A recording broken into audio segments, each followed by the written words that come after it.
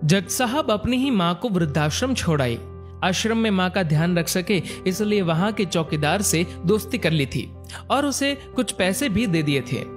चौकीदार के पूछने पर जज साहब ने चौकीदार को अपने दिल की बात आंखों में आंसुओं के साथ बता दी कि घर में पत्नी है जो माँ के साथ बदतमीजी से पेश आती है और पत्नी के कहने पर दोनों बच्चों ने माँ से बात करनी ही बंद कर दी।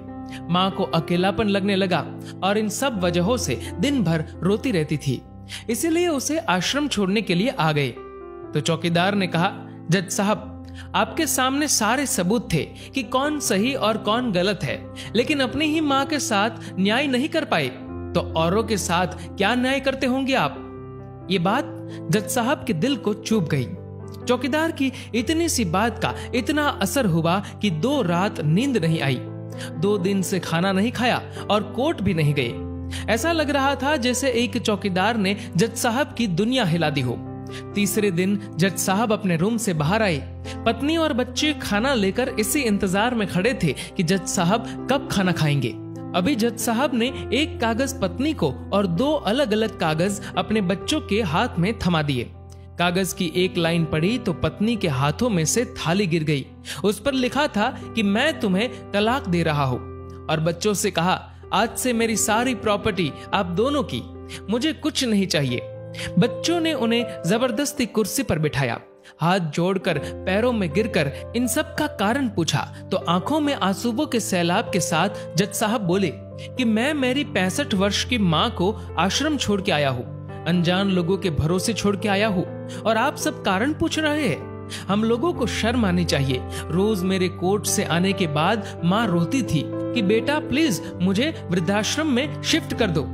आप में से किसी ने भी माँ से सीधे मुंह बात नहीं की और ये भी भूल गए कि जिस जज को आज पूरा शहर सलाम करता है, उसी जज को बनाने में उस माँ का कितना बड़ा रोल है। कभी दूसरों के घरों में काम करने जाती तब भी मुझे अकेला ना छोड़ती थी। ऐसी भगवान समान माँ को मैंने आश्रम में छोड़ दिया, और वो भी ऐसे लोगों के भरोसे जिन्हें ये तक नहीं पता कि माँ को क्या बीमारियां है। खुद को कोसते हुए जज साहब कहते हैं, दूसरों पर फैसले सुनाने वाला आज मैं खुद हार गया। मैं जज नहीं बल्कि गुनहगार हूँ, और मैंने जो गुनाह किया है वो शायद कानून तो माफ कर देगा, लेकिन ईश्वर के कोर्ट में वो कभी माफ नहीं होगा। ये कहते हुए जज साहब बोले कि अब मैं अपने पापों का प्रायश्चित करने जा रहा हूँ। मैंने अपना सब कुछ आप लोगों को सौंप दिया है और अब अपनी माँ के साथ आश्रम में रहूंगा और उनकी सेवा करूंगा। पत्नी से जज साहब ने कहा कि याद रखना, आज तुमने उस माँ को आश्रम भिजवाया, तुम भी एक माँ हो, कल तुम्हें भी कोई आश्रम भेजेगी, तब तुम्हें मेरे इन शब्दों का अर्थ सही मायने में समझ आएगा। ये बोलकर जज साहब आश्रम के लिए चल दिए। आधी रात को चौकीदार भी जज साहब को देखकर चौंक गया। आश्रम के अंदर दाखिल हुए तो देखा माँ सो रही थी। करीब जाकर देखा तो पूरे परिवार की तस्वीर से लिपटकर रोते हुए माँ सो गई थी। आश्रम का प्रशासन भी जाग गया, क्योंकि पीछे पीछे पत्नी और बच्चे भी आ गए थे। उन्हें यह एहसास हो गया था कि उन्होंने क्या पाप किया है। तभी आश्रम की एक कर्मचारी बोली, हम इन्हें आपको नहीं सौंप सकते, क्या पता कल आप इन्हें मार दो तो। ये सुनते ही जज साहब की पत्नी को दिल में बहुत दर्द हुआ। वो बोल उठी कि मैडम जी, शायद हमारे हाथों बहुत बड़ा पाप हुआ है, मानते हैं, लेकिन अब हम इन्हें मारने नहीं, इन्हें एक नया जीवन देने आए हैं। आश्रम के सभी बुजुर्गों की आंखों में आंसू थे, सब के सब रो पड़े। खुशी के आंसुओं के साथ माँ को घर ले आए।